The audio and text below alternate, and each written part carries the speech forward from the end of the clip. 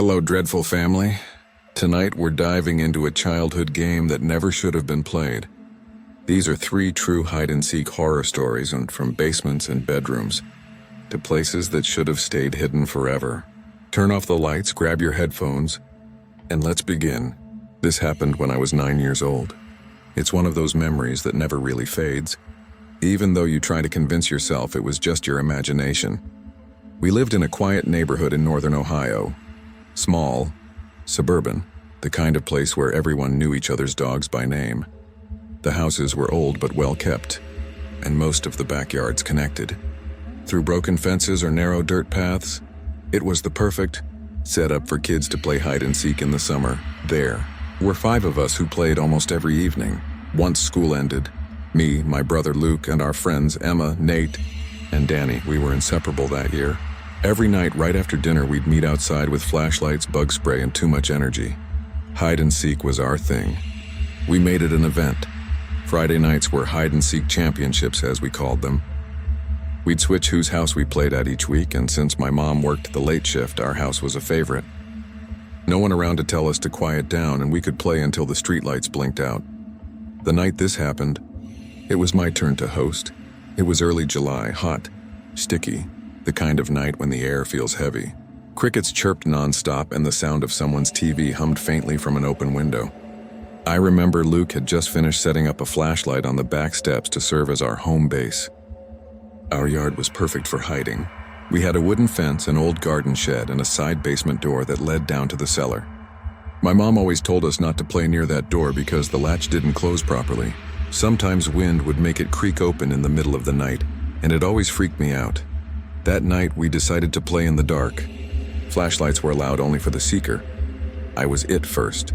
I counted by the porch while the others scattered. 1, 2, 3. By the time I reached 40, the yard had gone completely quiet except for the sound of my own breathing. I turned on my flashlight and started sweeping the beam slowly across the yard. The shed door creaked when I pulled it open. Nothing inside. I checked behind the bushes, behind the fence, even under the patio table where Nate once thought it was smart to hide. Nothing. That's when I noticed the basement door. It was slightly open. Just an inch or two, enough that I could see the top of the stairs disappearing into pitch black. At first I thought maybe one of them had gone down there to hide. It would have been smart. Off limits usually meant best hiding spot. I called out softly, "Emma, I know you're in there." No answer. I stepped closer, my flashlight trembling a little in my hand.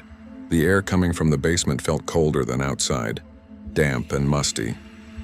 It smelled like old wood, mildew, and something else I couldn't place. "Guys, come on," I said. "Game's over." Still nothing.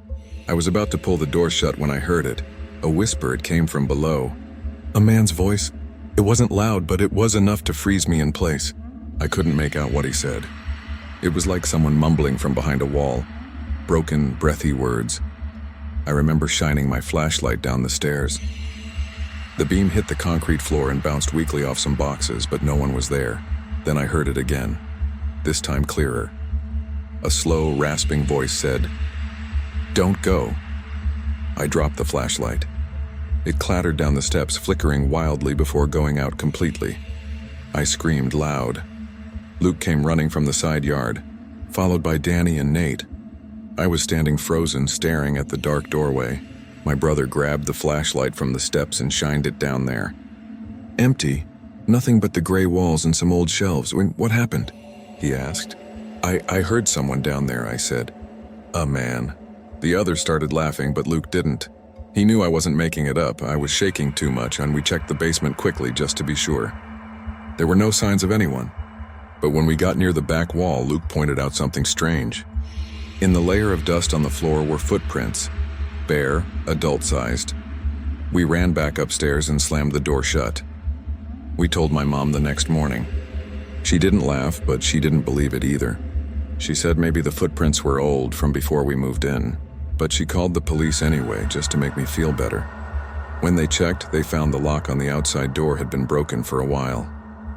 It couldn't latch shut anymore, but there was no sign of forced entry. No footprints outside, nothing missing. They said it was probably just a drifter who'd gotten in weeks ago and left. Mom replaced the lock that same day, but that didn't explain the whisper. For a few days I tried to forget it. But the thought of that voice, that calm, breathy whisper, it was stuck in my head. Sometimes I'd wake up at night thinking I heard it again, just faintly from somewhere in the house. Then one afternoon, about a week later, Danny told me something that made it all worse. He said his mom had been talking to one of the older neighbors, a man named Mr. Halpern, who'd lived on the street forever. Apparently, before we moved in, the house had belonged to an older guy who lived alone. No one really knew him except that he used to keep to himself and worked nights.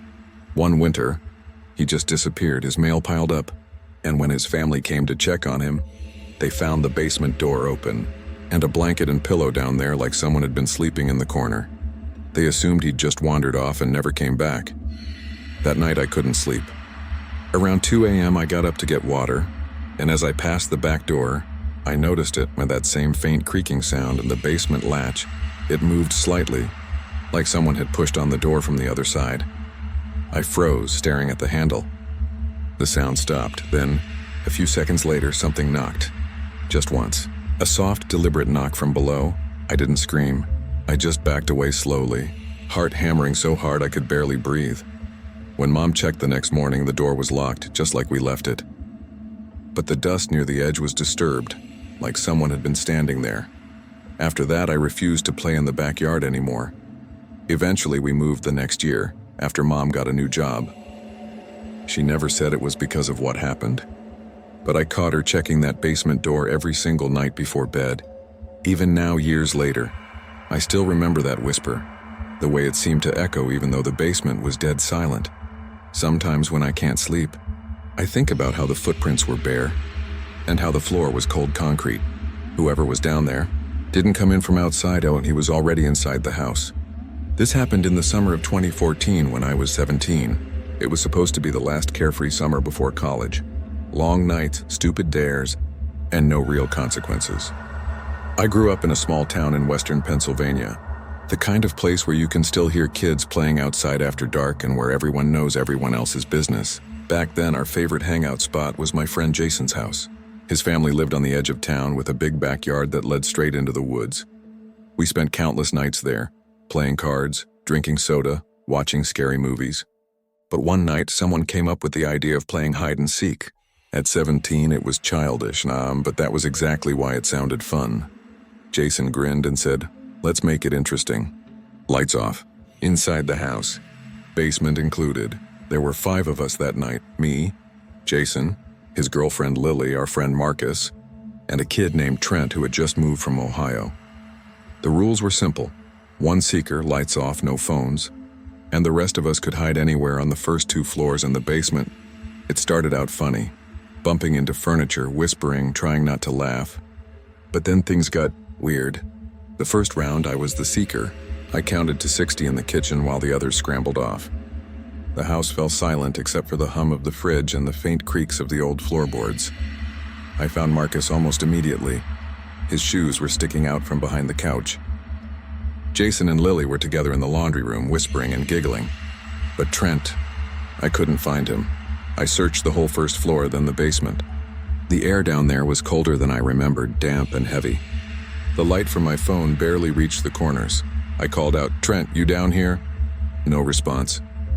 I shrugged it off, went back upstairs, and found him sitting in the hallway, smirking. "Took you long enough," he said. I frowned.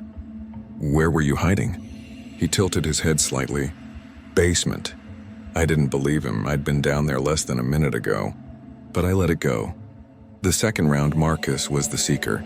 The rest of us ran off. Jason and Lily darted upstairs, giggling again. I didn't want to interrupt them, so I slipped quietly into the basement. There was a strong, musty smell, like wet concrete and something faintly metallic. The basement had a single hanging bulb, but it was off. The only light came from a small, narrow window near the ceiling. I crouched behind an old cabinet near the far wall, careful not to make a sound. After a minute or 2, I heard the basement door creak open. Footsteps descended the stairs slowly, one at a time, but they didn't sound like Marcus's steps. Marcus was a big guy, heavy-footed. These were lighter, cautious. I held my breath. The footsteps reached the bottom and stopped. For a few seconds, nothing, then a faint scraping sound, like something dragging across the floor. I tried to peek, but from where I was crouched, I couldn't see the stairs. Then, softly, almost a whisper, "Found you." My heart skipped. I looked up, but no one was there. The voice came from somewhere near the opposite wall. "Marcus," I whispered back. Silence. A few seconds later, the basement door opened again upstairs, with the real Marcus yelling, "All right, time's up. Everyone come out." The footsteps above were too quick and heavy to be whoever I'd just heard. I bolted up the stairs without looking back. When I got back to the living room, everyone was already there. Marcus had found Jason and Lily.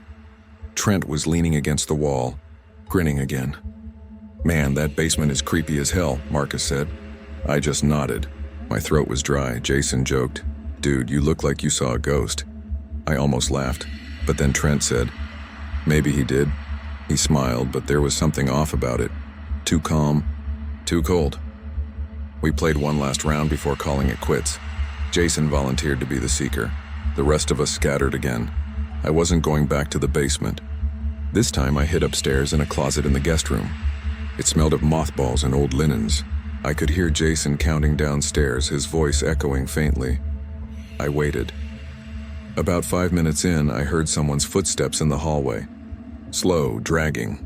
They stopped right outside the closet. I held my breath, pressing against the wall. The doorknob started to turn, just slightly, then stopped. A whisper, inches from the door. "Why'd you leave me?" The voice wasn't Jason's, it was low, uneven, almost like two voices overlapping. One deeper, one barely audible. I froze. The knob twisted again, harder this time, but before it opened, Jason's voice echoed from downstairs. "All right, game over." I found everyone but you. The sound outside my door stopped. When I finally opened it, the hallway was empty. We laughed it off later, blaming each other for trying to be creepy. But deep down, I couldn't shake it. Something about Trent bothered me. The way he smiled, the way he always seemed to know where everyone was hiding, even when he wasn't seeking.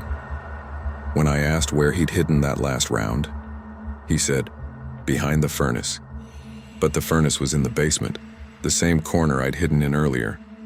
A week later, I got a call from Jason. His voice was tense. "Dude, did you hear about Trent?" Apparently, Trent's mom had gone to wake him for school that morning, and his bed was empty.